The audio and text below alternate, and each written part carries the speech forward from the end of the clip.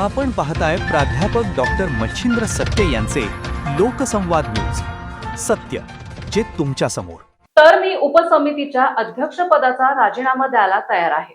मराठा आरक्षणाच्या मुद्द्यावरून राज्याचे मंत्री आणि मराठा आरक्षण उपसमितीचे अध्यक्ष राधाकृष्ण विखे पाटील यांनी सर्वात मोठं विधान केलंय. एकीकडे मनोज जरांगे पाटील यांनी आंदोलनाची नवी तारीख जाहीर केली असतानाच विखे पाटलांच्या या विधानाने महाराष्ट्राच्या राजकारणात पुन्हा एकदा खळबळ उडवून दिली आहे. मराठा आरक्षणाच्या मुद्द्यावरून मनोज जरांगे पाटील पुन्हा एकदा राज्य सरकारवर प्रचंड भडकले आहेत.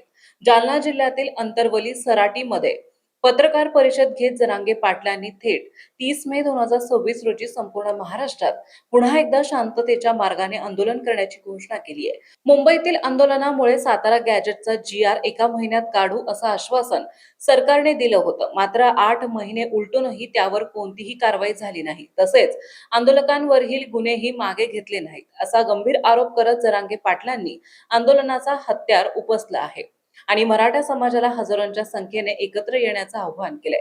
जरांगे पाटलांनी आंदोलनाची तलवार उपसताच सरकारचे प्रतिनिधी आणि आरक्षण उपसमितीचे अध्यक्ष राधाकृष्ण विखे पाटील यांनी अहिल्यानगरच्या दौऱ्यात सरकारची बाजू मांडली.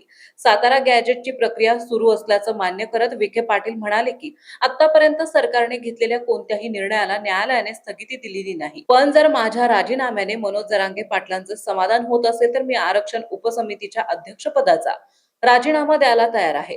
विखे पाटलांनी यावेळी सरकारकडून झालेल्या कामाचा पाढाच वाचला. हैदराबाद गॅजेटची अंमलबजावणी करून आपण 2.5 लाख कुणबी दाखले दिले आहेत. तसेच आंदोलनादरम्यान मृत पावलेल्या आंदोलकांच्या मुलांना महावितरण आणि MIDC मध्ये नोकरी देण्याचे प्रयत्न सुरू आहेत असंही विखे पाटलांनी स्पष्ट केलंय.